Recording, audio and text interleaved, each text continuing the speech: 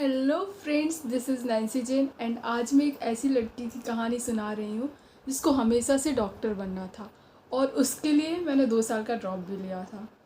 Honestly बोलूँ तो मैंने बहुत मेहनत की थी, कोचिंग भी ली थी, बट मेंटोर और प्रॉपर गाइडेंस नहीं था।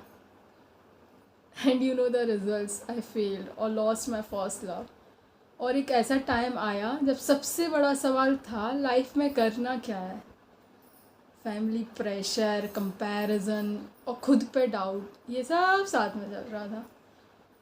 और सच बोलूँ, ये फेज़ सबसे टफ़ होता है जब आपको समझ नहीं आता कि आपको क्या करना है, आपका नेक्स्ट स्टेप क्या होगा, what you want from your life, what you will do next. And मुझे सच में नहीं पता था और मुझे कोई भी एसएससी की तरफ जाने के लिए एनकरेज नहीं कर रहा था, लेकिन फिर भी मैंने डिसीज़न लिया और एसएससी की प्रिपरेशन स्टार्ट की। प्रिपरेशन के टाइम मैंने बहुत मेहनत की, लेकिन उससे भी ज़्यादा मैंने गलतियाँ की। मेरे सारे प्री क्लियर हुए हैं, even third year of graduation में मैंने सिलेक्शन फ़ेज़ की एक पोस्ट के लिए भी क्वालिफाई किया था और CHSL भी क्लियर किया है, बट मैं कभी इनके डीवी में नहीं गई। इन सब के बारे में मैं किसी और वीडियो में बात करूँगी। अभी सिर्फ CGL के अटेम्प्ट और उनकी गलतियों को देखते हैं। फर्स्ट अटेम्प्ट में सब कुछ आता था बिकॉज मैंने ग्रेजुएशन के टाइम से ही प्रिपरेशन स्टार्ट कर दी थी एंड फिर भी मैंने खुद पर भरोसा नहीं किया एंड एग्ज़ाम देने से पहले ही मैंने मेंटली हार मान ली। इवन अपने पेरेंट्स को नेक्स्ट अटेम्प्ट के लिए बोल दिया था।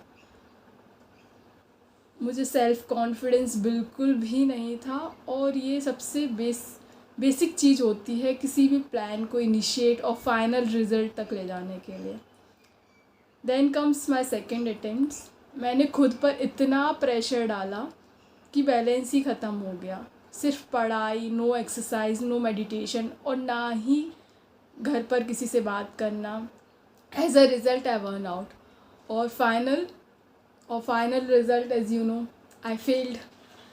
थर्ड अटेम्प्ट में मैंने ट्रेंड फॉलो किया। मैथ्स ईजी आ रही थी पिछले 1 साल में, मैंने तो उसको इग्नोर कर दिया और जब एग्ज़ाम में मैथ्स टफ आई तो उसने मुझे इग्नोर कर दिया। मैं इस सब के लिए रेडी नहीं थी। एग्ज़ाम हॉल में ही पैनिक हो गया और फिर मैं फ़ेल हो गई। उसके बाद एक सिलेक्शन फ़ेज़ 12 का रिज़ल्ट आया जहाँ मैंने 6 पोस्ट के लिए क्वालिफ़ाई किया। उसमें मैंने सिर्फ लेवल 6 की पोस्ट ही फिल की थी एंड उस दिन मुझे पहली बार लगा कि हाँ, मैं कर सकती हूँ। Thank you God for that day कि मुझे पता चला कि हाँ, मैं कर सकती हूँ। लेकिन सिलेक्शन फ़ेज़ की फ़ाइनल जॉइनिंग की मिस्ट्री तो आप सब जानते ही होंगे। Then comes fourth attempt. शायद मेरी लाइफ का सबसे प्रिपेयर्ड अटेम्प्ट था। मैं बहुत पॉजिटिव थी, ऑप्टिमिस्टिक थी और मैंने पूरे साल अपनी सारी गलतियों पे काम किया था। जितना भी मैं कर सकती थी मैंने सब कुछ किया था, लेकिन फिर आता है नॉर्मलाइजेशन का इशू एंड मेरी साइड से भी एक गलती हुई। मैंने लेवल 5 से नीचे की कोई भी पोस्ट प्रेफरेंस में नहीं डाली थी। मुझे लगा था कि लेवल 6 की कोई ना कोई पोस्ट तो मिल ही जाएगी और CGL से नहीं तो फेज़ 12 से या फिर इन दोनों में से किसी एक से तो मिल ही जाएगी। दोनों में मार्क्स अच्छे थे।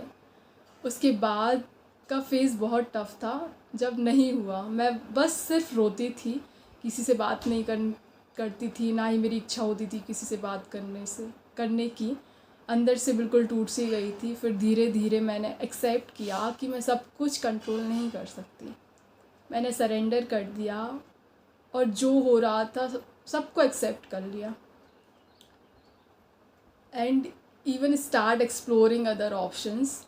ये सब बोलना बहुत आसान है लेकिन इट वॉज टफ, बहुत टफ था, बहुत मुश्किल था। फिर भी इतने सब के बाद मैंने पढ़ना नहीं छोड़ा। मैं रोती थी और फिर से स्टार्ट कर देती थी अपना पढ़ना और फिर एक दिन रिज़ल्ट आया और मैं सिलेक्ट हो गई as an ASO in AFHQ। एक पोस्ट, मैं अब इस पोस्ट पे काम करूँगी। अगर आप भी प्रिपरेशन कर रहे हो तो सबसे पहले खुद को समझना और ख़ुद को टाइम देना बहुत ज़रूरी है। इस पूरी जर्नी में मैंने बहुत कुछ सीखा है और मैं चाहूँगी कि मैं आपकी इस जर्नी में हेल्प कर पाऊँ। सिर्फ एग्ज़ाम क्लियर करना ही नहीं बल्कि लाइफ में भी जीतना बहुत ज़रूरी है एंड मैं चाहूँगी कि आप इसको उस शख्स से शेयर करें जो एसएससी एस्पिरेंट हो, जिसको आप चाहते हो कि आप वो ये गलती रिपीट ना करें। This is Nancy Jain signing off for the day and जय हिंद।